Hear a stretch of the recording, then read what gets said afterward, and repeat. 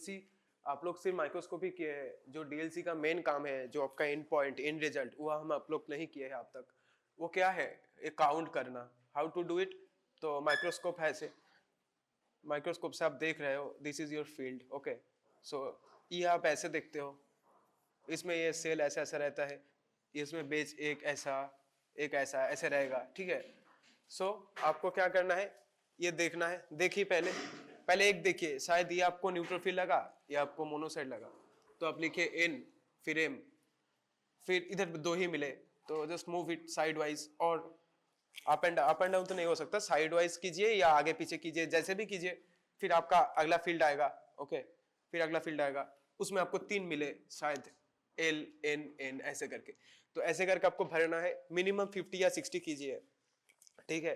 100 क्यों करने कहते हैं, क्योंकि आप जो देखते हैं तो ओनली 4000 to 11,000 रहता है होल बॉडी में, ठीक है। अच्छा, तो उसके बाद क्या होता है, इसमें हम सिर्फ अगर 50 या 60 देखे तो हो सकता है कि जो आप अपना लेवल हो उससे थोड़ा ज्यादा देख लिए, शायद न्यूट्रोफिल कुछ कम देख लिए, मोनोसाइट कुछ ज्यादा देख लिए, सो द परसेंटेज में वेरी, बिकॉज हम लोग सिर्फ 50 या 100 सेल में दिख रहे हैं, ठीक है। आइडियली 100 कहते हैं तो मिनिमम एक नंबर करने के लिए, यही आप अगर 500 देखेंगे तो automatically the number will be balanced, because अगला 100 में ये थोड़ा ज्यादा आएगा, ये थोड़ा कम आएगा, अगला 100 में जो ज्यादा आ गया था वो नहीं आएगा, क्योंकि टोटल काउंट तो ऐसे ही रहेगा। आप लोग सब हेल्दी इंसान हो तो ब्लड में टोटल काउंट ऐसे रहना चाहिए, डिफरेंशियल भी वैसे रहना चाहिए, ठीक है। लेकिन सिर्फ हम 100 देख रहे हैं तो थोड़ा इधर उधर हो सकता है, हाउ टू मैनेज दैट। शायद 100 में आपको परसेंटेज में ओ कितना क्या रहता है, कौन बताएगा, न्यूट्रोफिल कितना नॉर्मल है, परसेंटेज बताना जरूरी है, बोलो कौन तो 45 to 60 अराउंड दैट। फिर उसके बाद सेकंड क्या होता है, कितना कितना, हाँ 25 to 30, 25 20 to 30 ऐसे करके एक रेंज होता है, ठीक है। देन आपका थर्ड क्या आता है, कितना होता है, 6 या 7 to 15% ऐसे करके। फिर उसके बाद यूसिनोफिल कितना होता है, 3 to 8% या 3 to 5% ऐसे करके उस रेंज में होगा। सबसे कम होता है बेसोफिल, ये आपको लगभग नहीं दिखेगा, okay. So one thing problematic है कि ये नहीं दिखेगा, सो आपको अगर बेसोफिल लगे, most probably that's not that, because आपको 0% से 1% मिलता है, तो 100 में से कितना होना चाहिए, लगभग नहीं दिखना चाहिए। अगर 500 देखोगे तो शायद एक देख सकते हो, ठीक है, बहुत कम रहता है। सो इसमें बहुत कम चांसेस है, तो बेसोफिल अगर लगता है तो don't write that, because if you write sir will say कि show me the basophil, because it's extremely rare, okay. और एक चीज, काफी लोग बहुत तंग हो रहे हैं इस बात में, एक है लिम्फोसाइट और मोनोसाइट में। Lympho L means large, so the nucleus will be large here, ठीक है। तो ऑलमोस्ट नो साइटोप्लाज्म दिखेगा, ऑलमोस्ट पूरा भर जाएगा ऐसे करके, ठीक है। लेकिन अगर अब थोड़ा सा साइटोप्लाज्म ज्यादा दिख गया, like this is your nucleus, तो दैट मस्ट बी मोनोसाइट, ये याद रखना है, एल फॉर लार्ज, ठीक है। तो जो जिसका न्यूक्लियस लगभग पूरा ढक के रखेगा, थोड़ा सा या शायद कुछ नहीं दिखे आपको साइटोप्लाज्म, ऐसे भी हो सकता है, that's lymphocyte and the other one is monocyte. तो ऐसे करके झट से करना है। तो इसलिए आपको 1 घंटा में लगभग 1 घंटा 5-10 मिनट में आपका पूरा माइक्रोस्कोपी हो जाना चाहिए, बिकॉज अगला हाफ एन आवर आपको ये सब करने में लग जाएगा, ये करना है, फिर देखना है, फिर पहचानना है। एंड या I think everyone should take 1 slide each and do his own, because इधर 2-3 लोग मिलके आप डिस्कस करके कर सकते हो ये क्या है वो क्या है, बट एग्जाम में ऐसे कुछ डिस्कस नहीं कर सकते, अपना काम खुद को करना पड़ेगा। तो last class everyone should do that. अब माइक्रोस्कोप आपको 3 लोगों को एक मिलेगा, ओके, लेकिन शायद आपका स्लाइड अलग अलग हो, लेकिन आप देख रहे हो एक साथ, ये भी हो सकता है, but everyone should do that and everyone should percentage. तो 3 लोग कर रहे हो तो एक माइक्रोस्कोपी का एक ही करो, लेकिन do the percentage and let me know. अगर आप एग्जाम हॉल में भी हो सकता है 100 देखने का टाइम नहीं होता, so you have seen 60, so out of 60 you calculate the percentage part to see कि if the deviation is too much, the deviation must not be that much, okay, little bit, like अगर आप 60 देख रहे हो तो 1 या 2 cell इधर उधर हो जाए तो 2% का इधर उधर हो सकता है, राइट। तो आपको लगेगा कि यूसिनोफिल आपको शायद इतना रहता है, आपको 10% 12% आ सकता है, लेकिन अगर 100 काउंट करते उसमें ये कुछ नहीं आता तो automatic it will drop back. ऐसा भी हो सकता है ना, 60 में शायद आपको 12 मिल गए हैं, लेकिन बाकी 40 में अगर नहीं मिले, ओके 12 नहीं, 60 में ही सोचो 8 मिल गए हैं तो आपका परसेंटेज ज्यादा हुआ। 60 में 8 मतलब काफी ज्यादा, 12-13% लगभग होता है ना। तो लेकिन अगर अब अगला 40 में शायद 1 मिले तो percentage will drop back, so don't worry about it. Okay, you will just have to 60 तक ऐसे आपको भर लिए, तो आपको देखना है कि किसका थोड़ा ज्यादा है किसका थोड़ा कम है, तो अगले 40 में you just compensate the number, because basic cell आपको पहचानना आता है। सर देखेंगे नहीं कि 100 देखे हो अगला, मतलब एक एक करके हमको दिखाओ सही या गलत। तो you done 60, you have done 60, you see okay eosinophil मेरा थोड़ा ज्यादा लग रहा है, तो ये ऑलरेडी 8 आ गया है, तो अगले 40 में मैं सिर्फ 1 लिखूंगा। समझ में ना, इतना तो कॉलेज में पढ़ते हो, इतना तो मेकअप तो दिए ही चुके हो कॉलेज में, मतलब स्कूल लाइफ में इतना देना है, नहीं तो दिक्कत हो जाएगी, क्योंकि परसेंटेज आपको मेंटेन रखना है, यही आपका एंड पॉइंट है। सो ये आपको वो उधर कल बार बार बताने में दिक्कत हो रही थी, लोग काफी पहले भूल चूक कर रहे थे, तो इसलिए मैं पहले बता दिया। एंड वन मोर थिंग, आपका जो काफी लोगों का जब पानी जब दे रहे हो ना ऐसे करके टिल्ट करके, वो इधर से उठ रहा है, इसका मतलब है दो चीज था। फर्स्ट वाला था क्या, फिक्सेशन टाइम, सेकंड वाला स्टेनिंग टाइम। तो उसका मतलब क्या है, आपका जो ब्लड स्मीयर है, वो जो फिल्म है, वो कांच में से ठीक से फिक्स नहीं हो रहा, स्टेनिंग हो रहा है बट फिक्स नहीं हो रहा। तो give it time to fix, 1-2 minute, 2 minute 2.5 minute लोग इंतजार करते। ओके, पूरा पूरा सुखाने के लिए, अगर थोड़ा सा भी गीला रह जाए तो उसके बाद पानी फेंकोगे ना वो उठ जाएगा, ये होता है, सब में होता है, तो ब्लड में भी होगा, ठीक से फिक्स नहीं होगा तो you can give it 3 to 4 minutes also, because ये 1-2 मिनट, 2 मिनट बचाने के चक्कर में आपका बाद में पूरा अगर उठ जाए तो it will get fucked. So don't do that.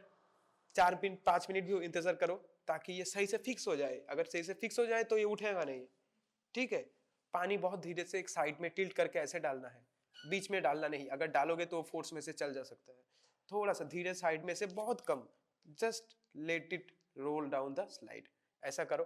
Fix थोड़ा ज्यादा टाइम लो, अगर फिक्स नहीं होगा तो ये 2 मिनट बचाने के चक्कर में आपका पूरा काम खत्म हो जाएगा, ठीक है। Let's go to the lab, काम खत्म करो, बीच बीच में मैं आऊंगा, हर एक टेबल में देखूंगा। করো করো, আমি এখন কি বলবো, তুমি দেখো তোমার টেস্ট হয়ে গেছে, শুরু হয়ে গেছে।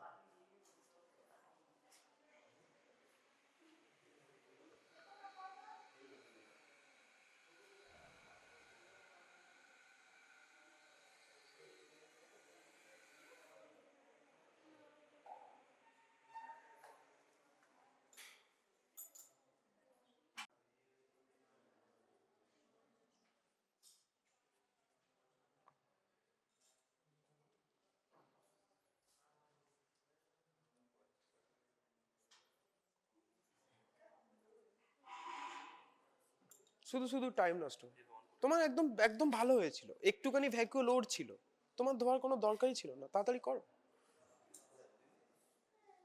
এত সুন্দর যদি তুমি ধোও তাহলে তো অর্ধেক ছেলে করতেই পারবে না, এটা কোনো কথা হলো? তোমার যদি সন্দেহ হয় তুমি একবার ধুয়ে করো, একবার ধুয়ে আরেক ফোঁটা নিয়ে নাও।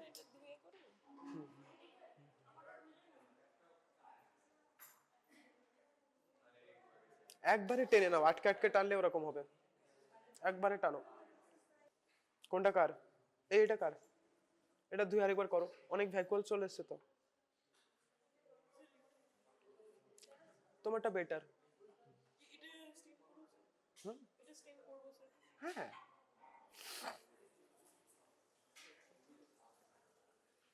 ঠিক আছে, অনেক জায়গা আছে দেখার, করে নাও। পরীক্ষা হলে ওই জন্য সবসময় দুটো স্লাইড নেবে, সবসময় দুটো রাখবে।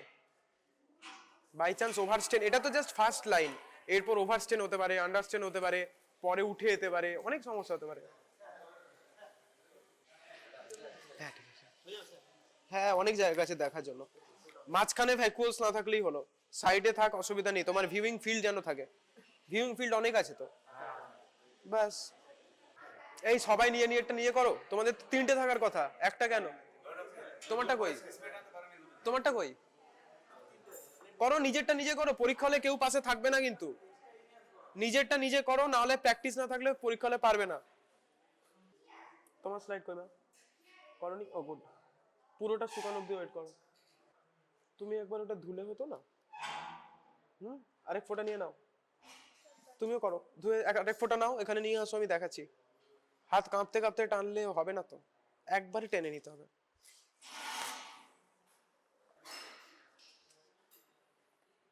ওখানে তো তুমি হাত দিতে পারো, ভালো করে হাত দিয়ে খসো। পুরোটা না উঠলে পরের বারে থেকে যাবে তো, তারপর তো তুমি এমনি টিস্যু দিয়ে মুছে দিচ্ছ, ভালো করে হাত দিয়ে পরিষ্কার করো। টিস্যু দিয়ে মুছে নিয়ে আসো আবার একটা। দেখেছো প্রথমবার এটার থেকে এটা বাজে এসছে, ওই জন্য বেশি করতে নেই, যেটা ভালো হয়েছে একবার। হ্যাঁ ঠিক আছে।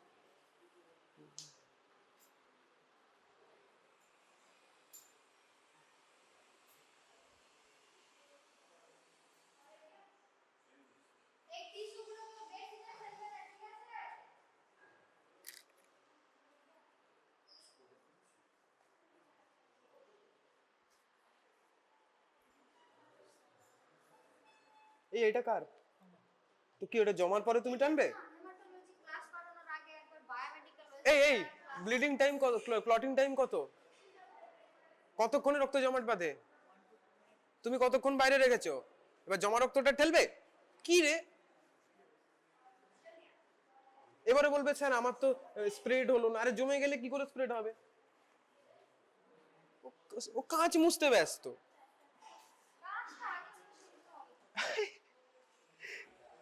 এবার ওটা স্প্রেড হবে না, দেখবে না আবার আসবে। হ্যাঁ হ্যাঁ, গুড গুড গুড, যাও যাও। ভালো হলে তো তুমি নিজে দেখেই বুঝতে পারবে, অত কনফার্ম করলে সময় নষ্ট করবে না। ভালো করে শুকাও, ওয়েট করো, পুরোটা পুরোটা ছড়াতে দাও। এবার জোরে ঠেলো, জোরে ঠেলো, জোরে ঠেলো। তুমি নয়, ও ও, তোমার তো হয়ে গেছে। ও ঠেলো, ছড়িয়ে গেছে, গুড। এই তো, এবার তুমি অলরেডি একটু বেশি প্রেসার দিচ্ছ, আর একটু কম প্রেসার দিলে আর একটু যেত, বুঝেছো? হয়ে যাবে, ওতে হয়ে যাবে। তুমি যাও তাড়াতাড়ি, চলো ওখানে, চলো আরেকটা ফোঁটা নিয়ে আসো, তোমাকে আমি টেনে দেখিয়ে দিচ্ছি। তুমি এটা শুকাও। এই আয় আয়, কিছু হবে না, চলে আসো। করবে না তুমি?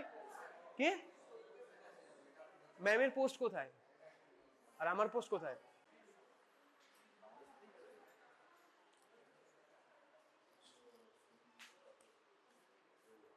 টানাটা নিয়ে এসছো, আগে তুমি এরকম ভাবে টানো, ফাঁকা এতে, ফাঁকা বেঞ্চে টানো। তোমার তো আটকে যাচ্ছে, একবারে ফুল ফোর্সে তুমি কিসে টানতে পারবে? এটা ধরো, দেখো, এই এই অনেকে এরকম ভাবে কমফর্ট ফিল করে, অনেকে এরম ভাবে ফিল করে। তুমি যেটা করছো তোমার তো এরাম এরাম হয়ে যাচ্ছে, ওইটাই ওখানে হচ্ছে। একবারে কিসে তুমি কমফোর্টেবল, আগে নিজে টেস্ট করে দেখো। আমায় দাও, টেস্ট করো, তারপর আমি রক্তটা দেবো। আটকে আছে, স্মুথ হলো? অত আসতে হলে তো আটকে আটকে আটকে যাবে। তোমার যেটা হচ্ছে স্মুথ, তুমি কিসে ফেলতে পারছো? তোমার কিসে কমফোর্টেবল লাগছে? তোমাকে তোমাকে এটাতে এরাম করতে হবে। কিসে কমফোর্টেবল, কিভাবে ধরে তুমি কমফোর্টেবল লাগে সেটা ঠিক করো। কি করো করো করো, করে দেখো, ভয় কিসের? এই তো নাইস, করো আবার করো। মুভমেন্টটা পেলে আরো আরো স্মুথ করো, করো, নাইস, করো করো, করতে থাকো 4-5 বার। হবে তাহলে এই মুভমেন্টে, হবে তো? তুমি নিজেই জানো না তুমি কোন কমফোর্ট মুভমেন্টে কমফোর্টেবল, তুমিও যদি শুরু করে দাও তাহলে তো আটকে যাবে। এটা যদি ওই আজিজা দেখে না আমাকে খুব ঝাড়বে, কিন্তু কিন্তু তোমরা তো যা করছো।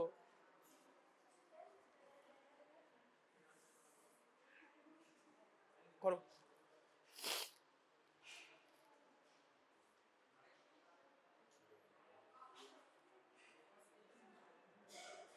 হ্যাঁ যেভাবে প্র্যাকটিস করেছিলে টানো, হলো না, মাঝখানে আটকে গেল, কি করবে? দেখি, এটা রাখো, এটা মোছো, এটাতে ঠেলো, এবারে এটা দিয়ে করো।